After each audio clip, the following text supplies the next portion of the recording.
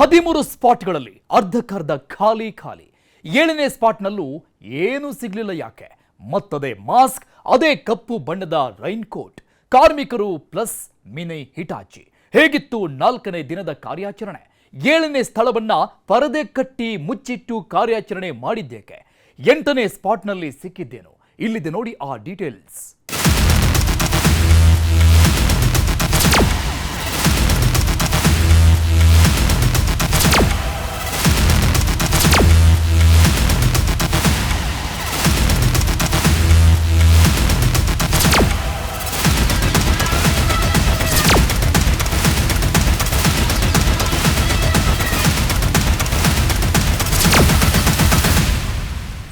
ಧರ್ಮಸ್ಥಳದಲ್ಲಿ ಶವಗಳನ್ನ ಹೂತಿರೋ ಪ್ರಕರಣ ಈಗ ಅತ್ಯಂತ ರೋಚಕತೆಯನ್ನ ಪಡೆದುಕೊಂಡಿದೆ.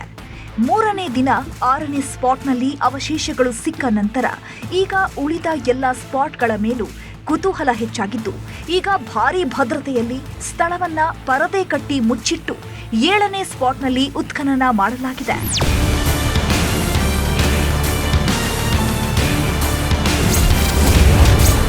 ಪರದೆ ಕಟ್ಟಿ ರಹಸ್ಯವಾಗಿ 7ನೇ ಸ್ಪಾಟ್ನಲ್ಲಿ ಕಾರ್ಯಾಚರಣೆ. 6 ಅಡಿಗೆ ತೋಡಿದರೂ ಸಿಗಲಿಲ್ಲ ಏನು?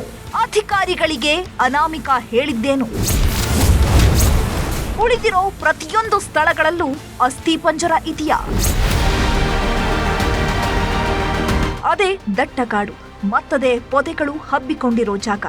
6ನೇ ಸ್ಥಳದಿಂದ ಜಸ್ಟ್ 15 ಅಡಿ ದೂರದಲ್ಲೇ ಇರೋ ಜಾಗವನ್ನ ಈಗ ಅಗೆದು ನೋಡೋ ಕೆಲಸ ಮಾಡಲಾಗಿದೆ. ಈ ಹಿಂದೆ ಮಾಡಿದಂತೆ ಮಾಡದೆ ಈ ಜಾಗದ ಮೇಲೆ ಸಾಕಷ್ಟು ಫೋಕಸ್ ಮಾಡಿ ಸಾಕಷ್ಟು ಗೌಪ್ಯತೆಯಿಂದ ಕೆಲಸ ಮಾಡಲಾಗಿದೆ. ಗುರುವಾರ ಏನು ಸಿಗಲ್ಲ ಅಂತ ಕಾಟಾಚಾರಕ್ಕೆ ಅಗಿತಾ ಇದ್ದಾಗಲೇ ಕಳೇಬರ ಪತ್ತೆಯಾಗಿ ಬಿಟ್ಟಿತ್ತು. ಆ ಸುದ್ದಿ ಎಲ್ಲರಿಗೂ ಕ್ಷಣಾರ್ಧದಲ್ಲಿ ಗೊತ್ತಾಗಿತ್ತು. ಅದೇ ಕಾರಣದಿಂದ 7ನೇ ಸ್ಪಾಟ್ನಲ್ಲಿ ಗೌಪ್ಯತೆ ಕಾಪಾಡಲಾಗ್ತಿದೆ.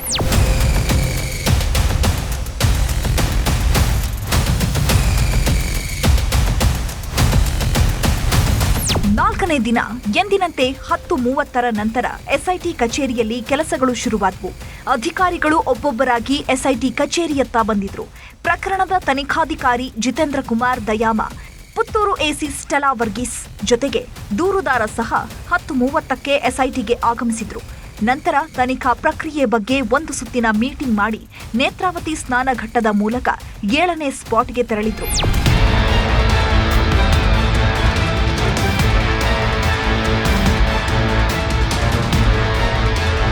ನೀವು ನೋಡಬಹುದು, ಅದೇ ವಿಚಿತ್ರವಾದ ಮಾಸ್ಕ್, ದಪ್ಪದಾಗಿ ಕಾಣಿಸೋ ರೈನ್ ಕೋಟ್, ಫುಲ್ ಕವರ್ ಆಗಿರೋ ಅನಾಮಿಕ. ಅವನ ಹಿಂದೆ ಅಧಿಕಾರಿಗಳು ನಡ್ಕೊಂಡು ಬಂದಿದ್ದಾರೆ.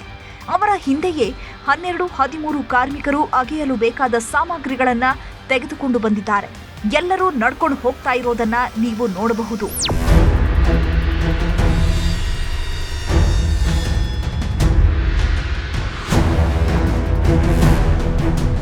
ನೋಡಿ, ಇಲ್ಲಿ ಕಾಣ್ತಾ ಇದೆಯಲ್ಲ, ಇದೇ ಸ್ಪಾಟ್ ನಂಬರ್ 7. ಈಗ ಇಲ್ಲೇ ಉತ್ಖನನ ಕೆಲಸ ನಡೆದಿರೋದು. ಇದು ಅಸ್ಥಿ ಪಂಜರ ಸಿಕ್ಕಿರೋ 6ನೇ ಸ್ಪಾಟ್ಗೆ ತುಂಬಾ ಹತ್ತಿರವೇ ಇರೋ ಪ್ರದೇಶ. ಅಲ್ಲಿಂದ ಕೇವಲ 15ರಿಂದ 20 ಅಡಿಗಳ ದೂರದಲ್ಲಿ ಅಷ್ಟೇ ಇದೆ. ಅದಕ್ಕೆ 6ನೇ ಸ್ಪಾಟ್ನಲ್ಲಿ ಅಸ್ಥಿ ಪಂಜರ ಸಿಕ್ಕಿದ್ರಿಂದ 7ನೇ ಸ್ಪಾಟ್ನಲ್ಲಿ ಸಿಗಬಹುದು ಅನ್ನೋ ವಿಶ್ವಾಸದಲ್ಲಿ 7ನೇ ಸ್ಪಾಟ್ ಅನ್ನ ಭಾರೀ ಭದ್ರತೆಯಲ್ಲಿ ಅಗೆಯಲಾಗಿದೆ.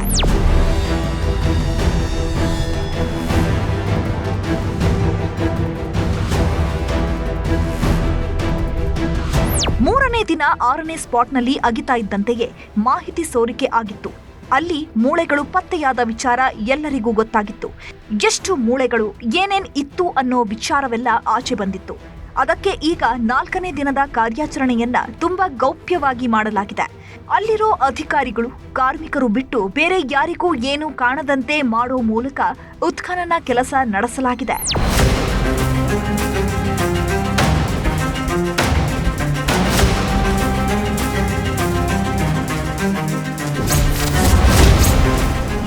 ಸ್ಪಾಟ್ನಲ್ಲಿ ಗೌಪ್ಯತೆ.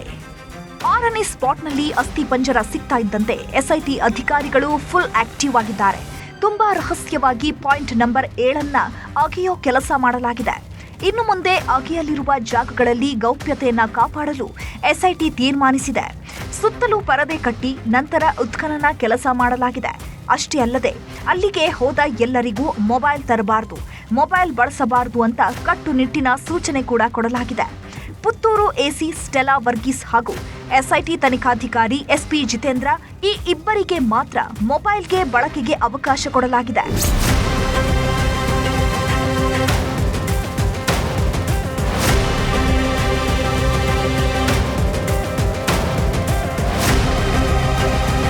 ನೀವು ದೃಶ್ಯಗಳಲ್ಲಿ ನೋಡಬಹುದು, ಸ್ಪಾಟ್ ನಂಬರ್ 7ರಲ್ಲಿ ಒಂದು ಹಸಿರು ಬಣ್ಣದ ಪರದೆಯನ್ನ ಕಟ್ಟಲಾಗ್ತಾ ಇದೆ. ಇಷ್ಟು ದಿನ ಅಲ್ಲಿ ಗುಂಡಿ ತೋಡೋದು, ಅಲ್ಲಿ ಅಧಿಕಾರಿಗಳು ಅನಾಮಿಕನಿಗೆ ಪ್ರಶ್ನೆ ಮಾಡೋದು ಎಲ್ಲವೂ ಕಾಣಿಸ್ತಾ ಇತ್ತು. ಆದ್ರೆ ಈಗ ಏನು ಕಾಣದಂತೆ ಪರದೆಯನ್ನ ಕಟ್ಟಿ ಅದರ ಒಳಗೆ ಗುಂಡಿ ತೋಡುವ ಕೆಲಸವನ್ನ ಮಾಡಲಾಗಿದೆ. ಮೊದಲಿಗೆ ಜೆಸಿಬಿ ಮೂಲಕ ಗಿಡಗಂಟೆಗಳನ್ನ ತೆಗೆದು ಹದ ಮಾಡಿ ನಂತರ ಕಾರ್ಮಿಕರಿಂದಲೇ ಗುಂಡಿಯನ್ನ ತೋಡಿಸಲಾಗಿದೆ.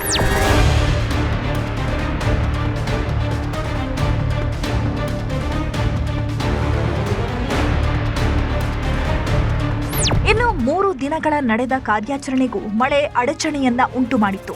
ಅದಕ್ಕೆ 4ನೇ ದಿನ ಮಳೆ ಸಮಸ್ಯೆಗಳನ್ನ ಸೃಷ್ಟಿಸಬಹುದು ಅಂತ ಮೊದಲೇ ಟೆಂಟ್, ಪರದೆ ವ್ಯವಸ್ಥೆಯನ್ನೆಲ್ಲ ಮಾಡಿಕೊಂಡು ಕಾರ್ಯಾಚರಣೆ ಮಾಡಲಾಗಿದೆ.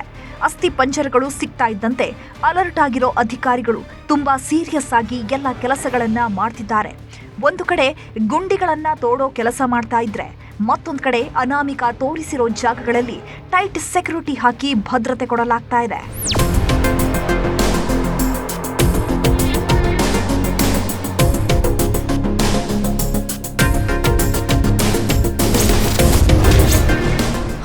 ಸ್ಪಾಟ್ಗಳಿಗೆ ಎಸ್ಐಟಿ ದಿಗ್ಬಂಧನ. ಸ್ಥಳ ಮಹಜರಿಗೆ ಅಂತ ಕರ್ಕೊಂಡು ಬಂದಾಗ ಆ ಅನಾಮಿಕ ವ್ಯಕ್ತಿ 13 ಸ್ಥಳಗಳನ್ನ ತೋರಿಸಿದ್ದ. ಅದನ್ನೆಲ್ಲ ಮಾರ್ಕಿಂಗ್ ಮಾಡಿರೋ ಅಧಿಕಾರಿಗಳು ಒಂದೊಂದನ್ನೇ ಅಗೆಯೋ ಕೆಲಸ ಮಾಡ್ತಿದ್ದಾರೆ. ಅದರ ಜೊತೆಗೆ 13 ಸ್ಪಾಟ್ಗಳನ್ನ ಹಗಲು ರಾತ್ರಿ ಎನ್ನದೆ ಕಾಯ್ತಿದ್ದಾರೆ. ಬರೋಬ್ಬರಿ 25 ಮಂದಿ ಹಗಲು ರಾತ್ರಿ 2 ಪಾಳಿಯಲ್ಲಿ ಮಾರ್ಕಿಂಗ್ ಮಾಡಿದ್ದ ಸ್ಥಳಗಳನ್ನ ಕಾವಲು ಕಾಯ್ತಿದ್ದಾರೆ. ರಾತ್ರಿ ವೇಳೆ 15 ಎಎನ್ಎಫ್ ಟೀಮ್ ಭದ್ರತೆ ಕಾರ್ಯ ನಡೆಸಿದ್ರೆ, ಹಗಲೊತ್ತಿನಲ್ಲಿ ಮತ್ತೆ 15 ಜನರ ತಂಡ ಭದ್ರತೆ ಕೊಡ್ತಾ ಇದೆ.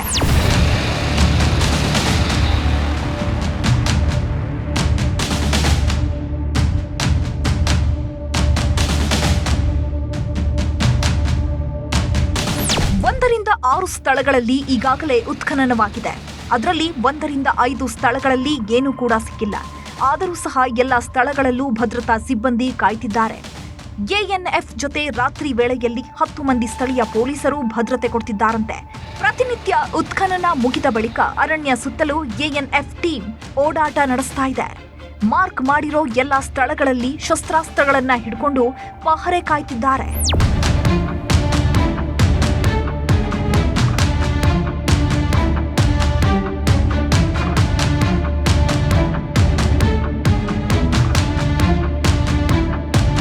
ಅನಾಮಿಕ ವ್ಯಕ್ತಿ ತೋರಿಸಿದ ಜಾಗದಲ್ಲಿ ಈಗ ಅಸ್ಥಿ ಪಂಜರ ಪತ್ತೆ ಆಗಿರೋದ್ರಿಂದ ಆತ ಹೇಳ್ತಾ ಇರೋದು ನಿಜ ಎಂಬಂತೆ ಆಗಿದ್ದು, ಉಳಿದ ಸ್ಥಳಗಳಲ್ಲೂ ಅಸ್ಥಿ ಪಂಜರ ಸಿಗೋ ಸಾಧ್ಯತೆ ಇದೆ. ಅದಕ್ಕೆ ಆ ಸ್ಥಳಗಳನ್ನ ಈಗ ಭದ್ರತೆ ಕೊಟ್ಟು ಕಾಪಾಡಬೇಕಿದೆ. ಒಂದು ವೇಳೆ ಯಾರಾದ್ರೂ ಅಲ್ಲಿ ಅಗೆದು ಅಸ್ಥಿ ಪಂಜರ ತೆಗೆಯಬಹುದು ಅಥವಾ ಸಾಕ್ಷಿ ನಾಶ ಮಾಡಲು ಪ್ರಯತ್ನಿಸಬಹುದು. ಅದೇ ಕಾರಣದಿಂದ ಈಗ ಮಾರ್ಕ್ ಮಾಡಿದ ಸ್ಥಳಗಳಿಗೆ ಹೆಚ್ಚಿನ ಭದ್ರತೆ ಕೊಡಲಾಗ್ತಿದೆ.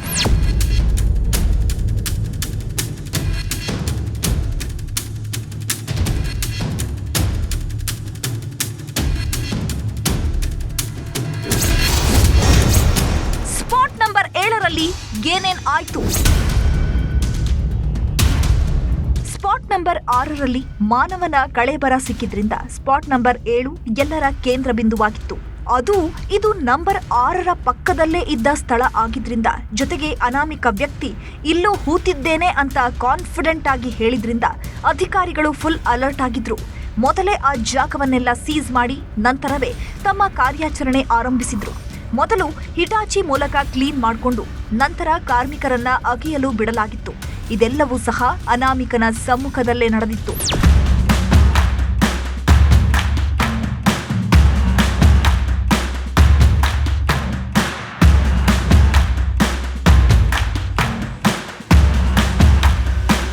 ಕಾರ್ಮಿಕರು 3-4 ಅಡಿಗಳಷ್ಟು ತೋಡಿದ್ರೂ ಸ್ಪಾಟ್ ನಂಬರ್ 7ರಲ್ಲಿ ಏನೂ ಸಿಗಲಿಲ್ಲ. ಇದರಿಂದ ಇಲ್ಲೂ ಏನು ಇರೋದಿಲ್ಲ ಅಂತ ತೀರ್ಮಾನಿಸಿದ ಅಧಿಕಾರಿಗಳು ಹಿಟಾಚಿ ಮೂಲಕವೇ ಕಾರ್ಯಾಚರಣೆ ಮಾಡಲು ತೀರ್ಮಾನಿಸಿದ್ರು. 3ನೇ ದಿನ ಸುಮಾರು 4 ಅಡಿ ತೋಡ್ತಾ ಇದ್ದಂತೆಯೇ ಮೂಳೆಗಳು ಪತ್ತೆಯಾದವು. ಆದ್ರೆ ಸ್ಪಾಟ್ ನಂಬರ್ 7ರಲ್ಲಿ ಮಾತ್ರ 3 ಅಡಿ ಅಗೆದರೂ ಏನು ಪತ್ತೆಯಾಗಲಿಲ್ಲ. ಆದ್ರೆ 3 ಅಡಿ ತೋಡಿ ಸುಮ್ಮನೆ ಆಗುವ ಮನಸ್ಸೂ ಮಾಡಲಿಲ್ಲ. ಕಾರ್ಮಿಕರ ಮೂಲಕ ಗುಂಡಿ ತೋಡಿದ್ರೆ ವಿಳಂಬ ಆಗಬಹುದು ಅನ್ನೋ ಕಾರಣ 3 ಅಡಿ ತೋಡಿದ ನಂತರ ಹಿಟಾಚಿಯನ್ನ ಬಳಸಿ ಗುಂಡಿ ತೋಡುವ ಕೆಲಸ ಮಾಡಲಾಯಿತು.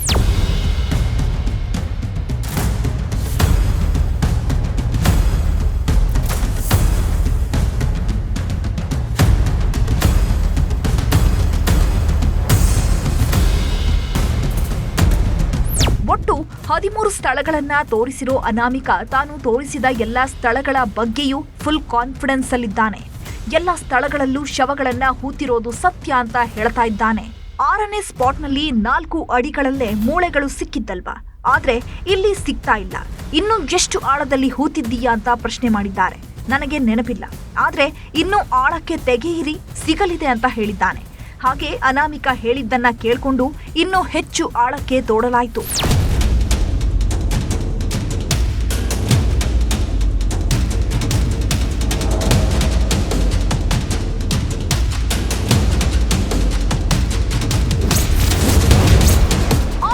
ಅಗೆದರೂ ಏನೂ ಇಲ್ಲ. 7ನೇ ಸ್ಪಾಟ್ ಖಾಲಿ. ಅಗೆದು ನೋಡಿದ ಯಾವ ಸ್ಥಳದಲ್ಲೂ ಏನೂ ಸಿಕ್ಕಿಲ್ಲ ಅಂದಿದ್ರೆ ಅನಾಮಿಕ ಹೇಳೋದನ್ನ ಕೇಳದೆ ನಿರ್ಲಕ್ಷ್ಯ ಮಾಡಬಹುದಿತ್ತು. ಆದ್ರೆ ಆತ ಹೇಳಿದಂತೆ 6ನೇ ಜಾಗದಲ್ಲಿ ಅಸ್ಥಿ ಪಂಜರ ಸಿಕ್ಕಿದೆ. ಹಾಗಾಗಿ 7ನೇ ಸ್ಪಾಟ್ನಲ್ಲೂ ಸಿಗಬಹುದು ಅಂತ ಆತ ಹೇಳಿದ್ದಂತೆ 6 ಅಡಿ ಆಳಕ್ಕೆ ಅಗೆಯಲಾಯಿತು. ಸುತ್ತಮುತ್ತ ಹೆಚ್ಚುವರಿಯಾಗಿ ತೋಡಲಾಯಿತು. ಆದರೂ ಏನೂ ಸಿಗಲಿಲ್ಲ. ಹಾಗಾಗಿ ಇಲ್ಲಿ ಏನು ಸಿಗಲಿಲ್ಲ ಅಂತ ಜಾಗವನ್ನ ಸೀಸ್ ಮಾಡಿ ಅಲ್ಲಿಂದ ಎಲ್ಲರೂ ಬೇರೆ ಸ್ಥಳಕ್ಕೆ ಹೋದ್ರು. ಕಳೆದ 4 ದಿನಗಳಿಂದ ನಡೆಯುತ್ತಿರುವಂತಹ ಈ ಉತ್ಖನನ ಪ್ರಕ್ರಿಯೆ ಸಾಕಷ್ಟು ಜನರ ಕುತೂಹಲಕ್ಕೆ ಕಾರಣ ಆಗಿದೆ. ಇವತ್ತು ಸ್ಪಾಟ್ ನಂಬರ್ 7 ಅನ್ನು ಉತ್ಖನನ ಮಾಡಿ ಮಧ್ಯಾಹ್ನದವರೆಗೆ ಯಾವುದೇ ಫಲಿತಾಂಶಗಳು ಸಿಗದ ಹಿನ್ನೆಲೆಯಲ್ಲಿ ಈಗ ಸ್ಪಾಟ್ ನಂಬರ್ 8 ಅತ್ತ SIT ತನ್ನ ಹೆಜ್ಜೆಯನ್ನಿಟ್ಟಿದೆ. ನೇತ್ರಾವತಿ ನದಿಯ ಮತ್ತೊಂದು ಬಗ್ಗುಲಲ್ಲಿ ನೀವು ದೃಶ್ಯಗಳಲ್ಲಿ ಗಮನಿಸ್ತಾ ಇದ್ದೀರಿ. ಆ ಸ್ಪಾಟ್ ನಂಬರ್ 7 ಸದ್ಯಕ್ಕೆ ಬೆಳಗ್ಗೆ 11ವರೆಗೆ ಆರಂಭವಾದಂಥ ಉತ್ಖನನ ಪ್ರಕ್ರಿಯೆ ಇವಾಗ ಅಷ್ಟೇ ಮುಗಿಯಿತು. ಸುಮಾರು 5 ಫೀಟ್ಗಳವರೆಗೆ ಅಲ್ಲಿ ಉತ್ಖನನ ಮಾಡಿದರೂ ಕೂಡ ಯಾವುದೇ ಒಂದು ಮೂಳೆಯ ಅಂಶಗಳು ಸಿಕ್ಕಿಲ್ಲ. ಸುಮಾರು 3 ಫೀಟ್ನವರೆಗೆ ಕೇವಲ ಮಾನವ ಶ್ರಮದಿಂದ ಅಲ್ಲಿ ಆ ಉತ್ಖನನ ಮಾಡಲಾಯಿತು. ಆ ಸಂದರ್ಭದಲ್ಲಿ ಯಾವುದೇ ಕಳೆ ಬರದ ಅಂಶಗಳು ಸಿಕ್ಕಿಲ್ಲ. ಆ ಬಳಿಕವಾಗಿ ಹಿಟಾಚಿಯನ್ನು ಬಳಕೆ ಮಾಡಿ ಸುಮಾರು 2 ರಿಂದ 3 ಫೀಟ್ನಷ್ಟು ತೋಡಿದರೂ ಕೂಡ ಕೇವಲ ಮಣ್ಣು ಮಾತ್ರ ಸಿಕ್ಕಿತು.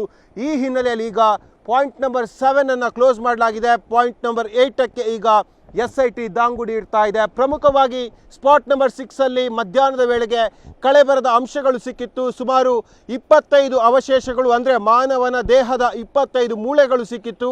ಈ ಹಿನ್ನೆಲೆಯಲ್ಲಿ ಅದನ್ನು ಸಂರಕ್ಷಿಸಿ FSLಗೆ ಇಲ್ಲಿನ ಅಧಿಕಾರಿಗಳು ಕಳಿಸಿಕೊಟ್ಟಿದ್ದಾರೆ. ಇದೀಗ ಮಧ್ಯಾಹ್ನ ತನಕ ನಡೆದಂಥ ಪಾಯಿಂಟ್ ನಂಬರ್ 7ನ ಉತ್ಖನನ ಪ್ರಕ್ರಿಯೆಯಲ್ಲಿ ಯಾವುದೇ ಶೂನ್ಯ ಸಾಧನೆ ಕಂಡು ಬರ್ತಾ ಇದೆ. ಯಾವುದೇ ಅಲ್ಲಿ ಮಾಹಿತಿಗಳು ಸಿಗ್ತಾ ಇಲ್ಲ, ಕಳೆಬರಗಳು ಸಿಗ್ತಾ ಇಲ್ಲ. ಹಾಗಾಗಿ ಅನಾಮಿಕನ ಒಪ್ಪಿಗೆ ಮೇರೆಗೆ ಈಗ ಪಾಯಿಂಟ್ ನಂಬರ್ 8 ಅತ್ತ SIT ಮುಂದಡಿ ಇಡ್ತಾ ಇದೆ. ನೀವು ಇಲ್ಲಿ ದೃಶ್ಯಗಳಲ್ಲಿ ನೋಡಬಹುದು. ಅಗೆದು ತೋಡಿ ಪರಿಶೀಲನೆ ಮಾಡಿದ್ದು ಆಗ್ತಾ ಇದ್ದಂತೆ ಅಲ್ಲಿ ಕಟ್ಟಿದ ಪರದೆಯನ್ನ ಬಿಚ್ಚಲಾಗಿದೆ. ಒಳಗೆ ಅಧಿಕಾರಿಗಳು ಮಾತನಾಡಿಕೊಳ್ತಾ ಇರೋದನ್ನ ನೀವು ನೋಡಬಹುದು. ಅಲ್ಲಿ ಏನೂ ಇಲ್ಲ ಅನ್ನೋದು ಕನ್ಫರ್ಮ್ ಆಗ್ತಾ ಇದ್ದಂತೆ ಪರದೆ ಮತ್ತು ಕೆಲ ವಸ್ತುಗಳನ್ನ ತೆಗೆದುಕೊಂಡು ಅಲ್ಲಿಂದ ಬೇರೆ ಸ್ಥಳಕ್ಕೆ ಹೋಗಲಾಗಿದೆ. ಪರದೆ ಕಟ್ಟೋದಕ್ಕೆ ಒಂದಷ್ಟು ಕಡ್ಡಿಗಳು, ಅದರ ಜೊತೆಗೆ ಪರದೆ ಮತ್ತು ಏಣಿಯನ್ನ ತೆಗೆದುಕೊಂಡು ಹೋಗ್ತಾ ಇರೋದನ್ನ ನೀವು ಸಹ ನೋಡಬಹುದು.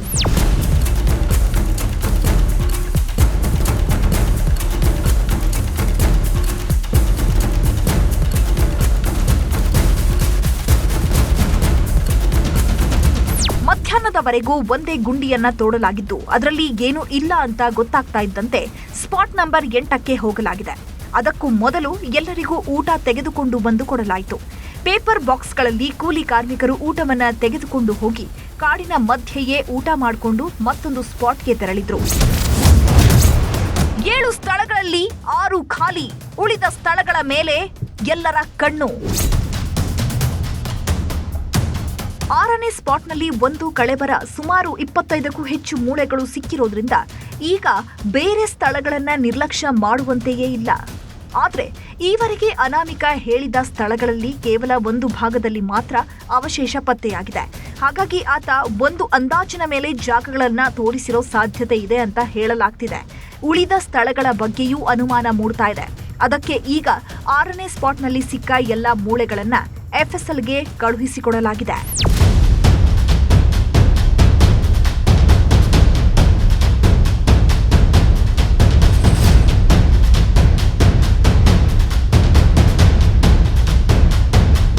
ಸ್ಪಾಟ್ ನಂಬರ್ 6ರಲ್ಲಿ 25ಕ್ಕೂ ಹೆಚ್ಚು ಮೂಳೆಗಳು ಸಿಕ್ಕಿದ್ವು. ತಲೆಬುರುಡೆ ಚೂರು, ಕೈ ಮೂಳೆ, ತೊಡೆಯ ಮೂಳೆ ಪತ್ತೆಯಾಗಿದ್ವು. ಹಾಗಾಗಿ 7ನೇ ಸ್ಪಾಟ್ನಲ್ಲೂ ಕಳೆಬರ ಸಿಗೋ ಸಾಧ್ಯತೆ ಇದೆ. ಎಲ್ಲವನ್ನೂ ಒಟ್ಟಾಗಿ ವಿಧಿವಿಜ್ಞಾನ ಪ್ರಯೋಗಾಲಯಕ್ಕೆ ಕಳಿಸಿದ್ರೆ ಆಯ್ತು ಅಂತ SIT ಆ ಸಿಕ್ಕ ಮೂಳೆಗಳನ್ನ ತಮ್ಮ ಬಳಿಯೇ ಇಟ್ಟುಕೊಂಡಿತ್ತು. ಆದ್ರೆ ಈಗ 7ನೇ ಸ್ಥಳವನ್ನ ಅಗೆದು ನೋಡಿದ್ರೂ ಅಲ್ಲಿ ಏನೂ ಪತ್ತೆಯಾಗಿಲ್ಲ. ಹಾಗಾಗಿ 3ನೇ ದಿನ ಸಿಕ್ಕ ಅವಶೇಷಗಳನ್ನ ಈಗ ಉಡುಪಿಯ ಮಣಿಪಾಲದ ಪ್ರಯೋಗಾಲಯಕ್ಕೆ ರವಾನೆ ಮಾಡಲಾಗಿದೆ.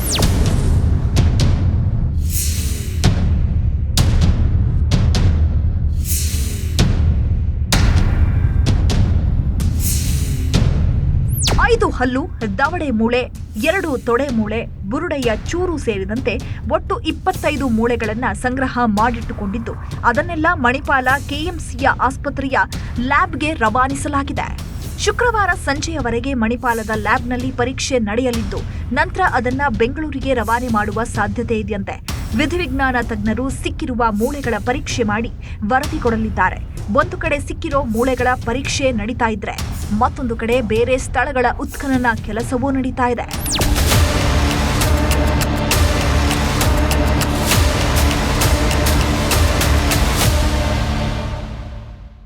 ಆರನೇ ಪಾಯಿಂಟ್ನಲ್ಲಿ ಅಸ್ಥಿಪಂಜರ ಪತ್ತೆ. ಆದರೆ 7ನೇ ಸ್ಥಳದಲ್ಲಿ ಸಿಗಲೇ ಇಲ್ಲ ಯಾವುದು ಸಾಕ್ಷ್ಯ.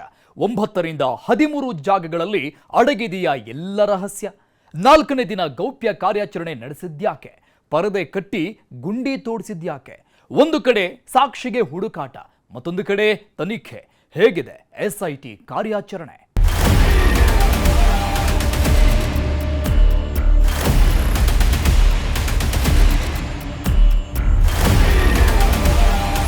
ಸರ್ಚ್. SIT ಸರ್ಚ್ ಮುಂದುವರೆದಿದೆ. ಅನಾಮಿಕ ತೋರಿಸಿದ್ದ ಗುಂಡಿಗಳಲ್ಲಿ ಅರ್ಧ ಗುಂಡಿಗಳನ್ನ ತೋಡಿಯಾಗಿದೆ. ಆದರೆ ಈವರೆಗೆ ಸಾಕ್ಷಿ ಸಿಕ್ಕಿರೋದು ಕೇವಲ ಒಂದು ಸ್ಥಳದಲ್ಲಿ ಮಾತ್ರ. ಆದರೂ ಸರ್ಚ್ ಆಪರೇಷನ್ ಮಾತ್ರ ನಿರಂತರವಾಗಿ ನಡೀತಾನೆ ಇದ್ದು 4ನೇ ದಿನವೂ ಗೌಪ್ಯವಾಗಿ ಸಾಕ್ಷಿ ಹುಡುಕುವ ಕೆಲಸ ಮಾಡಲಾಗಿದೆ. 7, 8 ಎರಡೂ ಗುಂಡಿಗಳನ್ನ ಅಗೆದು ನೋಡಲಾಗಿದೆ.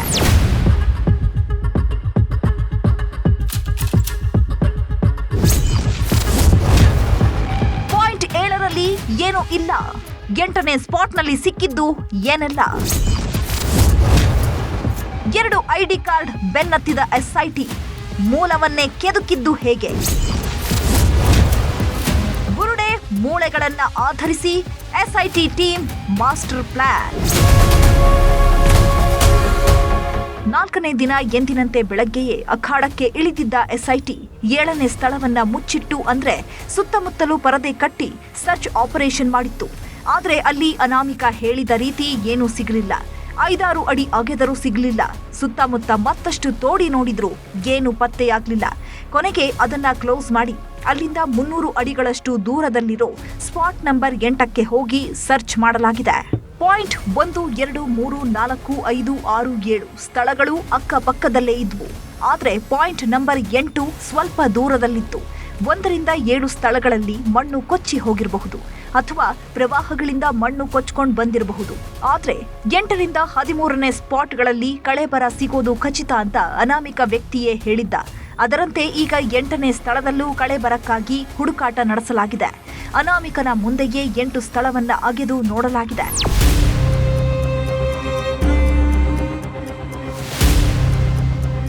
8ನೇ ಸ್ಪಾಟ್ನಲ್ಲೂ ಗುಂಡಿ ತೋಡೋದಕ್ಕೆ ಕೆಲವೊಂದು ಅಡೆತಡೆಗಳು ಇದ್ದು ಮಿನಿ JCB ಮೂಲಕ ಆರಂಭದಲ್ಲಿ ಕಾರ್ಯಾಚರಣೆ ಮಾಡಿ ನಂತರ ಕಾರ್ಮಿಕರ ಮೂಲಕ ಗುಂಡಿ ತೋಡಿಸಲಾಗಿದೆ. ಸ್ಪಾಟ್ 8ರಲ್ಲಿ ಕಲ್ಲುಗಳ ಸಮಸ್ಯೆ ಇದ್ದು ಉತ್ಖನನ ಕಾರ್ಯ ನಿಧಾನವಾಗಿ ನಡೆದಿತ್ತು. ಇದು ನದಿ ಪಕ್ಕದಲ್ಲಿರುವ ಸ್ಪಾಟ್ ಆಗಿರೋದ್ರಿಂದ ದೊಡ್ಡ ದೊಡ್ಡ ಕಲ್ಲುಗಳು ಪತ್ತೆಯಾಗಿವೆ. ಆ ಕಲ್ಲುಗಳನ್ನ ಪಕ್ಕಕ್ಕೆ ಸರಿಸಿ ಉತ್ಖನನ ಕಾರ್ಯ ನಡೆಸಲಾಯಿತು.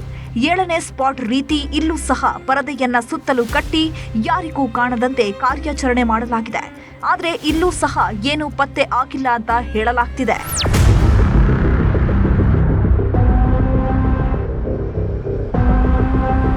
ಒಂದು ಕಡೆ ಕಳೆಬರಕ್ಕಾಗಿ ಶೋಧ ಮಾಡ್ತಾ ಇರುವಾಗಲೇ ಮತ್ತೊಂದು ಕಡೆ ತನಿಖೆಯನ್ನು ನಡೆಸಲಾಗ್ತಿದೆ. ಈವರೆಗೆ ಶೋಧ ಕಾರ್ಯದಲ್ಲಿ ಏನೇನು ಸಿಕ್ಕಿದೆಯೋ ಅದರ ಬಗ್ಗೆ ಇಂಚಿಂಚು ಮಾಹಿತಿಯನ್ನ ಕಲೆ ಹಾಕ್ತಿದ್ದಾರೆ. ಮೊದಲ ಸ್ಥಳದಲ್ಲಿ ಸಿಕ್ಕಿದ್ದ 2 ID ಕಾರ್ಡ್ಗಳನ್ನ ಹಿಡ್ಕೊಂಡು ಅದರ ಮೂಲವನ್ನೇ ಕಂಡು ಹಿಡಿದಿದ್ದಾರೆ. ಯಾಕಂದ್ರೆ ಮೊದಲ ಸ್ಥಳದಲ್ಲಿ 2 ID ಕಾರ್ಡ್ ಸಿಕ್ಕಿದಾಗ ಅವರ ಶವಗಳು ಅಲ್ಲೇ ಇರಬೇಕಿತ್ತು. ಆದರೆ ನಾಪತ್ತೆಯಾಗಿವೆ ಅಂತ ಹೇಳಲಾಗಿತ್ತು. ಮೊದಲ ಸ್ಥಳದಲ್ಲಿ 2 ಶವ ಅಂತ ಪ್ರಚಾರ ಆಗಿತ್ತು. ಅದೇ ಕಾರಣಕ್ಕೆ ಆ ಕಾರ್ಡುಗಳ ಹಿಂದೆ ಬಿದ್ದಿದ್ದ ಪೊಲೀಸರು ಈಗ ಅವುಗಳ ಮೂಲವನ್ನೇ ಪತ್ತೆ ಹಚ್ಚಿದ್ದಾರೆ. ಧರ್ಮಸ್ಥಳದ 1ನೇ ಸ್ಥಳದಲ್ಲಿ ಉತ್ಖನನ ಸಮಯದಲ್ಲಿ ಸಿಕ್ಕ ಡೆಬಿಟ್ ಕಾರ್ಡ್ ಮತ್ತು ಪಾನ್ ಕಾರ್ಡ್ಗಳ ಮಾಹಿತಿಯನ್ನ ಪೊಲೀಸರು ಪತ್ತೆ ಹಚ್ಚೋ ಕೆಲಸ ಮಾಡಿದ್ರು. ಇವರು ಯಾರು ಬದುಕಿದ್ದಾರಾ, ಸತ್ತಿದ್ದಾರಾ, ಒಂದು ವೇಳೆ ಸತ್ತಿದ್ರೆ ಧರ್ಮಸ್ಥಳದಲ್ಲೇ ಹೂತು ಹಾಕಲಾಗಿದ್ಯಾ ಅನ್ನೋದನ್ನ ಪತ್ತೆ ಹಚ್ಚೋದಕ್ಕೆ ಪೊಲೀಸರು ಮುಂದಾಗಿದ್ರು. ಜನರಂತೂ ಪಕ್ಕ ಆ ಕಾರ್ಡ್ದಾರರು ಧರ್ಮಸ್ಥಳದಲ್ಲೇ ಮಣ್ಣಾಗಿರ್ತಾರೆ, ಅದಕ್ಕೆ ಅವರ ಕಾರ್ಡುಗಳು ಇಲ್ಲಿ ಬಿದ್ದಿವೆ ಅಂತ ತೀರ್ಮಾನಿಸಿದ್ರು. ಆದ್ರೆ ಈಗ ಕಾರ್ಡುಗಳು ಯಾರದ್ದು, ಅವರು ಎಲ್ಲಿದ್ದಾರೆ ಅನ್ನೋದು ಗೊತ್ತಾಗಿದೆ.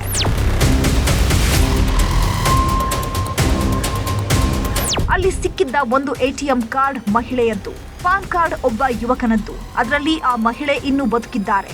ಆದರೆ ಪಾನ್ ಕಾರ್ಡ್ ವ್ಯಕ್ತಿ ಮಾತ್ರ ಮೃತಪಟ್ಟಿದ್ದಾನೆ. ಅದು ಸಹ ಜಾಂಡಿಸ್ ಕಾಯಿಲೆಯಿಂದ ಸಾವನ್ನಪ್ಪಿದ್ದಾನೆ. ಆ ಮಹಿಳೆ ಮತ್ತು ಆ ಯುವಕ ಇಬ್ಬರು ತಾಯಿ ಮಗ.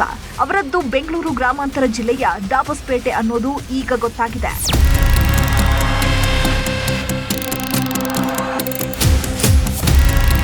ATM ಪಾನ್ ಕಾರ್ಡ್ ಸಿಕ್ಕಿದ 2 ದಿನದಲ್ಲಿ ಅವರು ಯಾರು ಅನ್ನೋದನ್ನ ಪೊಲೀಸರು ಪತ್ತೆ ಹಚ್ಚಿದ್ದಾರೆ.